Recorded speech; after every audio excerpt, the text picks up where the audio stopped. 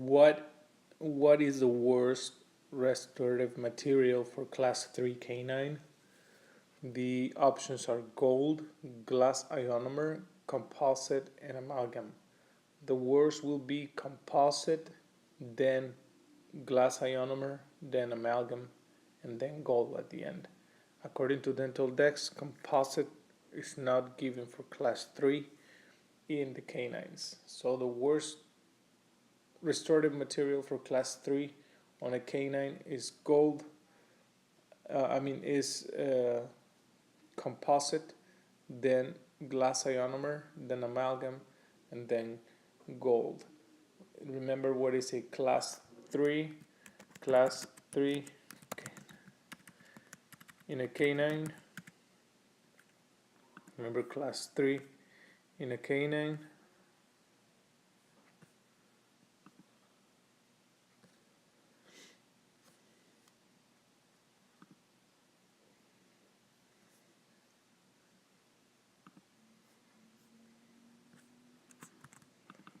Class 3 on a canine will be the image that I'm gonna show you right now.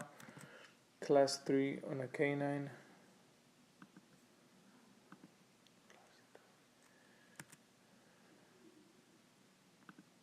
Class 3 preparation on canine. And here's an image. That is a class 3 on a canine.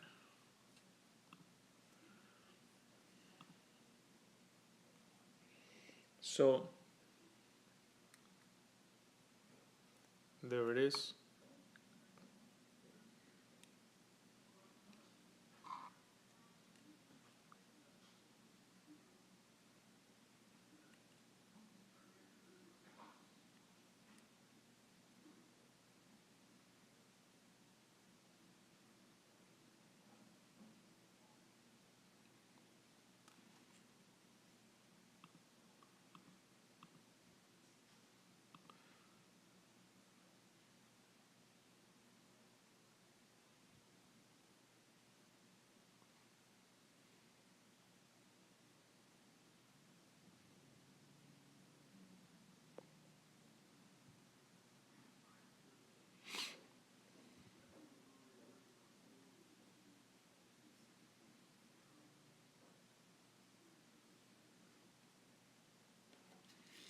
Okay.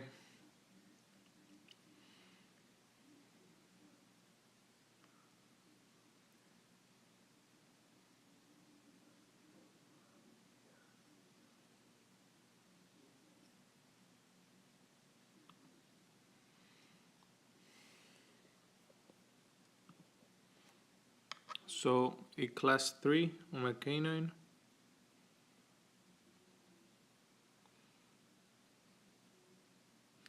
The burr is held perpendicular to enamel surface and initial opening made close to adjacent tooth at inciso-gingival level of caries. Contact angle of entry is parallel to enamel rods on mesiolingual angle of tooth. Incorrect entry overextends the lingual outline. So, anyway,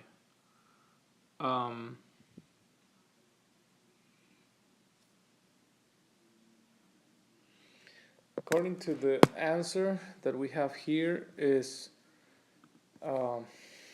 no composite should be used on a class 3 of a canine. The dental decks of imperative class 3 canine. All class 3 lesions should be filled with composite resin because they are aesthetically important.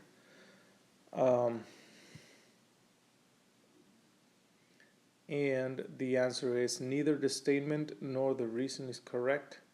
Think closely. Distal lingual class 3 lesions are relatively non-static, and in the national board question consider the best material to be amalgam or direct gold. Composites. Composite resin is not recommended for class 3 lesions on the distal lingual aspect of the canines. Use either amalgam or direct gold. Composite materials would not maintain the mesial distal dimension of the tooth. This may not be entirely true today due to the fact that there are much better wear resistant resins than in the past. However, for the national board questions, composite is not recommended for this situation. A lingual approach is made when preparing class 3 dental amalgam preparations for the distal surface of a canine because a lingual approach preserves the aesthetic value of the facial surface. Remember, a bite wing radiograph is the best method to diagnose incipient carious lesions on the distal surface of canine teeth. A diagnostic aid to be used as a last resort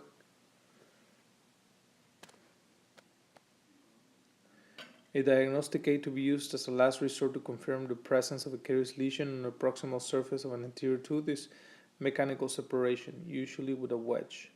The rule of thumb, it says when two teeth adjacent to each other have class 3 lesions, you should prepare the larger one first and feel the smaller one first. Access to the preps and shades matching are easier when you do both at the same appointment. So, according to dental decks, no composite should be used when treating a class 3 on a canine.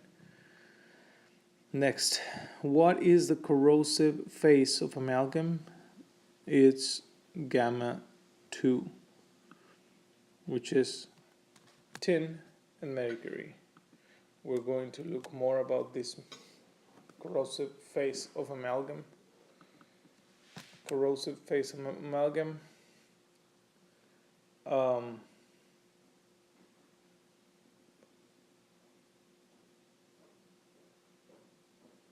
The amount of mercury remaining in dental amalgam after condensation directly affects the restoration porosity, the compressive strength, the corrosive resistance, and surface finish of the restoration. The amount of mercury remaining in a set amalgam restoration is related to how much of the mercury-rich matrix is left in the amalgam after condensation. The key is to minimize the amount of mercury-rich matrix that forms during reaction. By condensing the amalgam mixture in the cavity preparation, the mercury-rich matrix rises to the surface and is removed by subsequent condensing and carving. The final amalgam restoration will be composed of mostly residual alloy and very little of the mercury-rich matrix.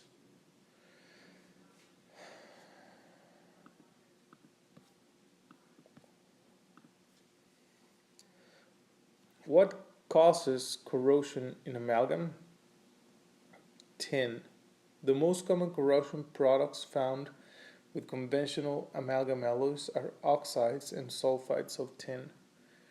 The chief function of zinc in an amalgam alloy is to act as a deoxidizer, which is an oxygen scavenger that minimizes the formation of oxides of other elements in the amalgam alloys during melting. So, what causes corrosion in amalgam? Tin.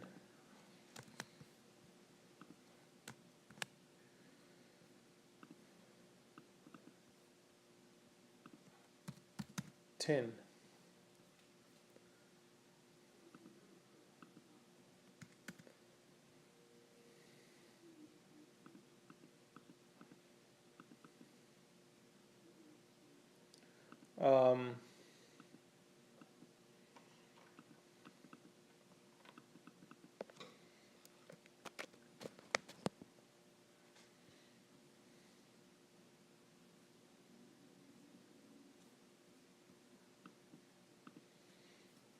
Okay, next question.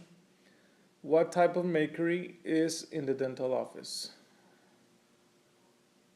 What kind or type of mercury is in the dental office? inorganic or elemental. What type of mercury is in the dental office?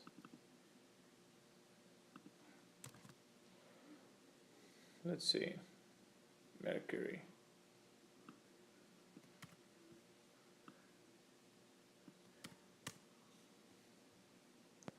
So, um, a cavity varnish is a natural gum like copal, rosin, or synthetic resin dissolved in an organic solvent like acetone, chloroform, or ether. It seals dentinal tubules without adding bulk. Copalite is the most commonly used and reduces initial microleakage of a restoration. This liner is not used under composite because it inhibits the polymerization of the resin. Functions of cavity varnish or solution liner. It's that they reduce the marginal leakage to improve the marginal seal for the short term, helps prevent acid penetration, prevents pulpal tissues from phosphoric acid in zinc phosphate cements, prevents mercury penetration into the dentinal tubules from amalgam restoration, which prevents dentin discoloration. Cavity varnish or coprolite does not act as a thermal barrier, does not provide thermal protection, and should not be used with composite restoration because it inhibits polymerization. With any restorative resin, cavity varnish of Zoe is not used because they can inhibit polymerization. Using cavity varnish might prevent direct contact between the composite and tooth structure, preventing bonding.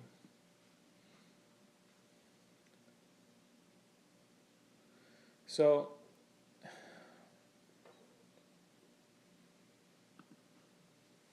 the principal purpose of trituration is to coat the alloy particles with mercury. The objective of trituration is to bring about an amalgamation of the mercury and alloy. Each individual alloy particle is coated with a slight oxide film that prevents mercury penetration. During trituration, this oxide film is rubbed off and the clean metal is then readily attracted to by the mercury. Again, each individual alloy particle is coated with a slight oxide film that prevents mercury penetration. During trituration, this oxide film is rubbed off and the clean metal is then readily attacked by the mercury. Once amalgamation occurs, no free or unreached mercury is associated with the amalgam restoration. It now has no toxic properties. However, the amalgam is heated above 80 degrees Celsius. If the amalgam is heated over 80 Celsius, liquid mercury can form on the amalgam surface and its vapors can present a health hazard.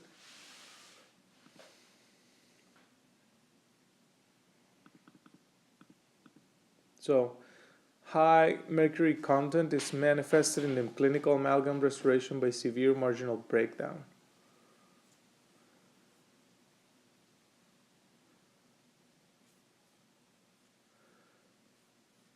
Um,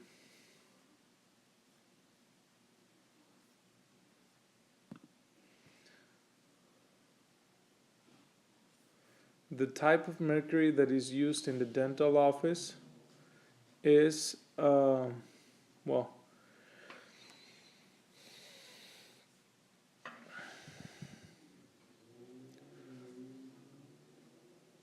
okay, mercury at 3% as maximum reacts with the other alloy particles to produce different phases. Most amalgam restorations show slight setting expansion, but not of clinical significance. The more free mercury, the more setting expansion, and vice versa. Amalgam's strength. The amalgam is brittle but possesses good compressive strength. The most important consideration in amalgam, in the strength of amalgam, is its mercury content. Mercury content of more than 55% greatly decreased strength. higher condensation pressure, smaller particle size, longer trituration time, and fewer voids, all increase amalgam's strength.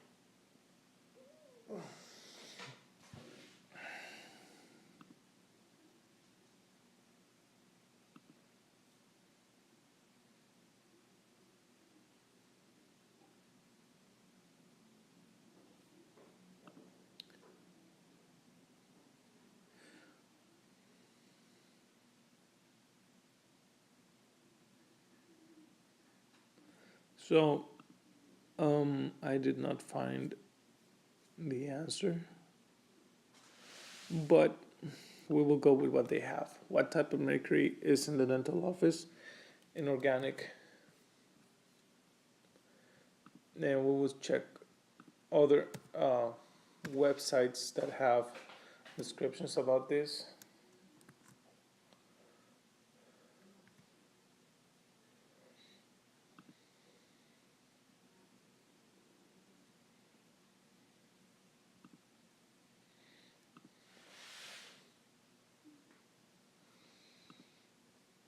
So I'm gonna Google elemental mercury.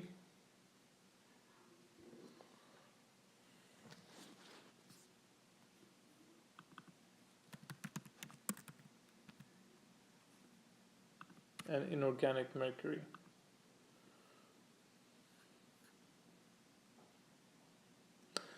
So inorganic mercury, it exists in three forms that have different properties, usage, and toxicity. The three forms are called elemental or metallic. Mercury, inorganic mercury compounds, and organic mercury compounds. Elemental mercury is liquid at room temperature. Organic mercury, okay, let's see. Elemental mercury is liquid at room temperature. It is used in some thermometers, dental amalgams, fluorescent light bulbs, some electrical switches, mining, and some industrial processes. It is released into the air when coal and other fossil fuels are burned. Now, the inorganic compounds are formed when mercury combines with other elements such as sulfur and oxygen to form compounds or salts. Inorganic mercury compounds can occur naturally in the environment. Inorganic mercury compounds are used in some industrial processes and in the making of other chemicals. Outside the United States, inorganic mercury salts have been used in cosmetic skin creams. And the organic mercury compounds are formed when mercury combines with carbon. Microscopic organisms in water and soil can convert elemental and inorganic mercury into organic mercury compound, methyl mercury, which accumulates in the food chain.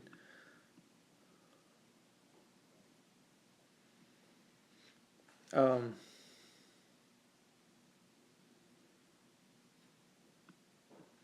Elemental mercury vapors may be present in such workplaces as dental offices, smelting operations, and locations where mercury has been spilled or released. In the body, elemental mercury may be combined to inorganic mercury.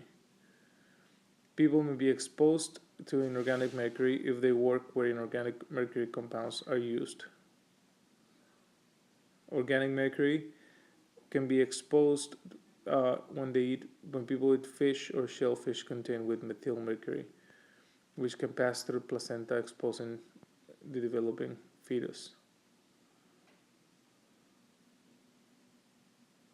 So, um,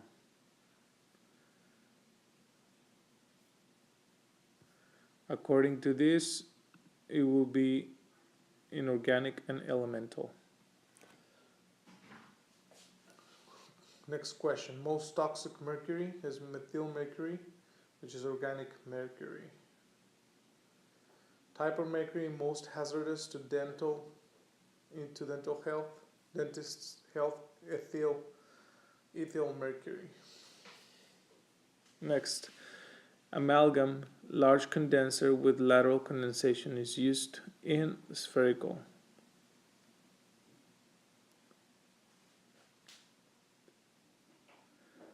So Lateral condensation is used in spherical amalgam. Let me see.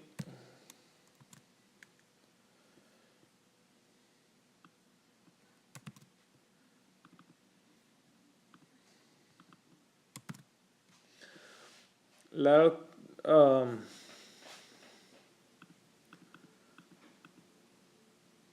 condensation. Okay.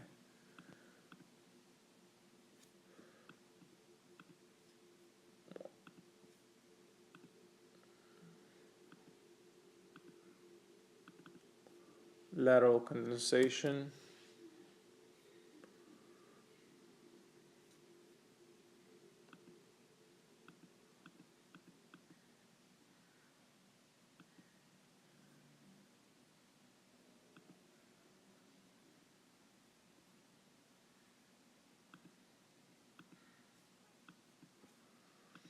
Okay.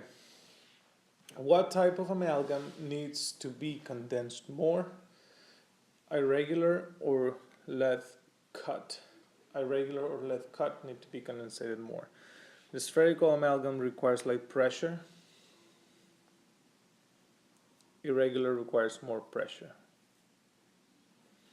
Large condenser produces light pressure. Small condenser produces more pressure. What we were talking about earlier with the large condensers. Large condensers are used mostly in spherical because spherical requires light pressure um, because they're regular. Irregular uh, amalgam requires more pressure, so you use a smaller condenser because a smaller condenser produces more pressure. That's pretty straightforward. Regular amalgam needs lighter pressure, which uh, means that a bigger, larger condenser can be used for lighter pressures. A smaller condenser means there is more need of more pressure needed. That's for irregular or lathe cut. Next question is which type of amalgam is to be used for best interproximal contact of a class 2, and it's an admix amalgam. Type of amalgam to use for best interprox contact of a class 2. So admix amalgam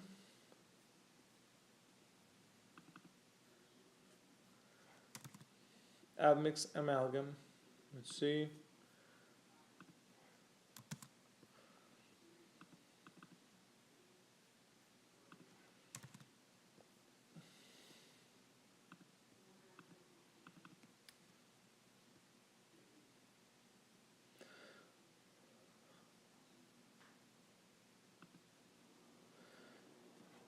So the admix amalgam is a combination of spherical and comminuted particles. That's why it says admix.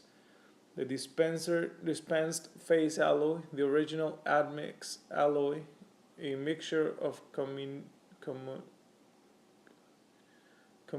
traditional silver alloy and spherical particles of silver copper, which is a euteric alloy. So that is the most commonly used today is admix, which is a mixture of spherical and comminuted particles. It's a dispersed phase alloy. The original admix alloy is made of elements that when solid are insoluble and formed in a layer structure. So that's admix. Let's see it in operative. In operative, let's look for admix. Admix amalgam. Okay, so this is in the 20th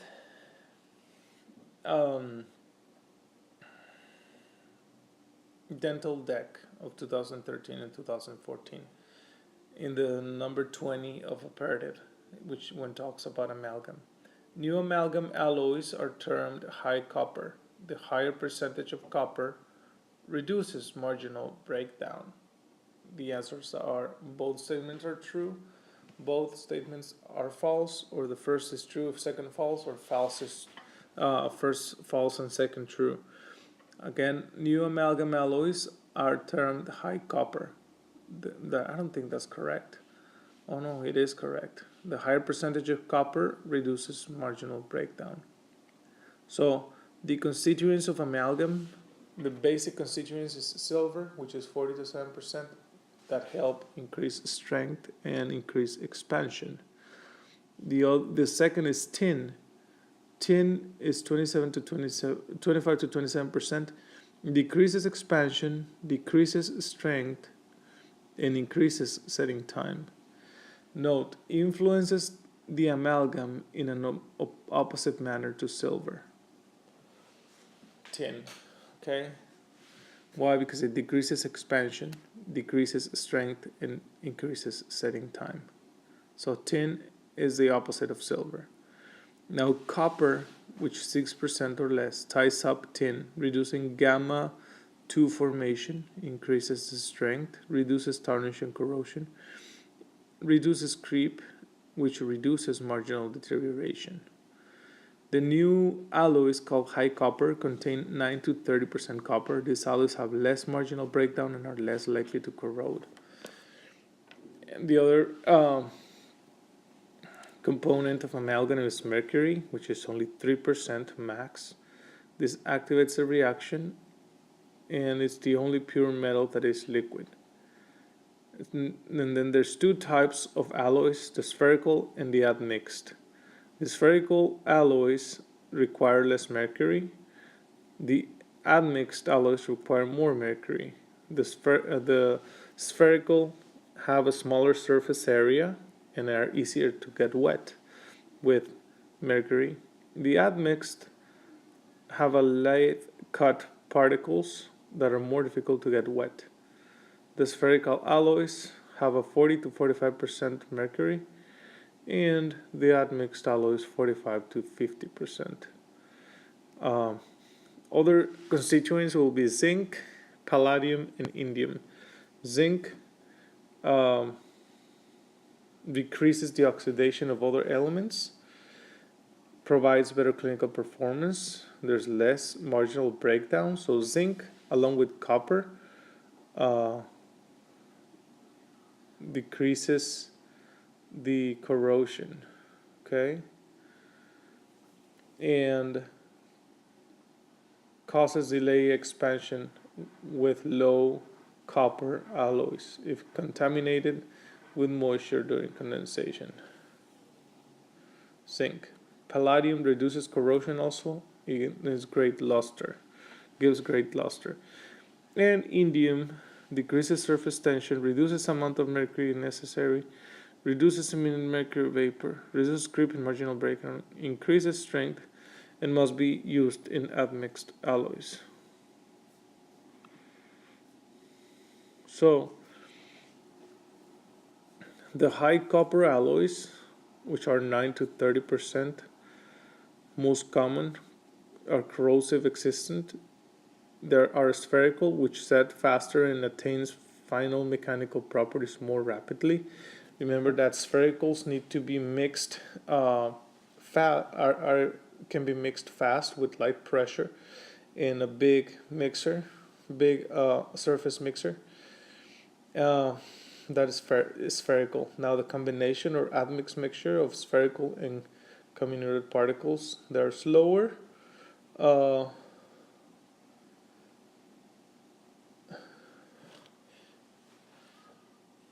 is the most commonly used alloy today.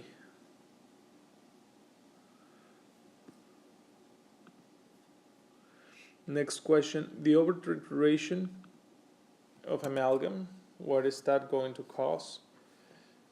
It makes the setting very fast. It decreases the setting expansion, and it says very fast, decreases the setting expansion, which increases compressive strength. So let's look for that information about overtrituration of amalgam, something a little more complete.